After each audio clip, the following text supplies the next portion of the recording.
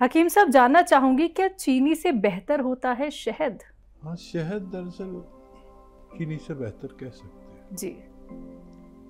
क्योंकि शहद मल्टीविटामिन्स के साथ ग्लूकोज होता है।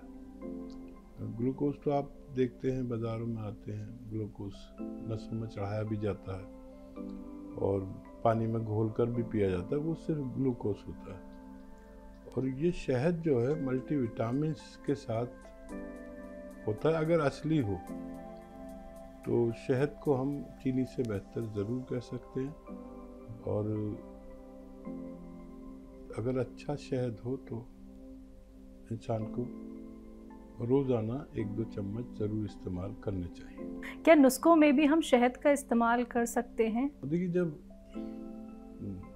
शहद चीनी या चाशनी से बेहतर है तो पहले तो ज़्यादातर दवाइयाँ शहद में ही बनती थी और फिर शहद अब बड़ी बड़ी कंपनियों में इस्तेमाल नहीं होता, उसकी जगह चाशनी इस्तेमाल होती है। तो जहाँ भी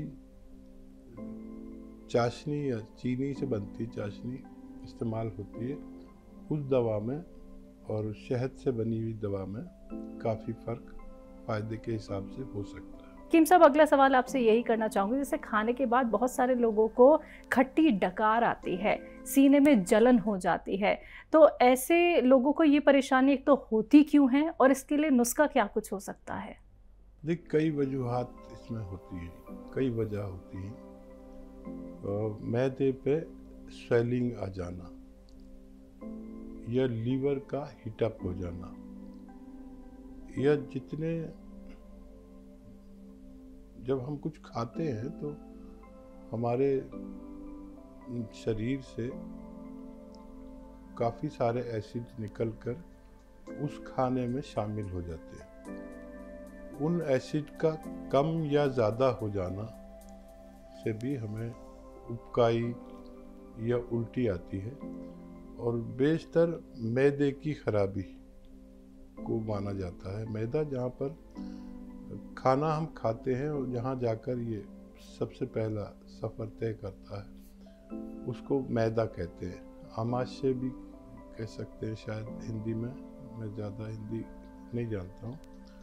तो जहाँ पर ये खाना पहला स्टेप जाकर रुकता है, वहाँ पर अगर स्वेलिंग होना, उससे भी हमें ये परेशानी हो सकती है।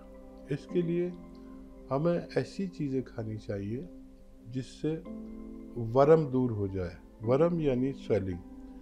स्वेलिंग दूर करने के लिए बहुत सारे नुस्खे हैं, लेकिन धनिया, सौंफ जैसी चीज़ें अगर इस्तेमाल की जाए तब भी हमें फ़ायदा मुमकिन है।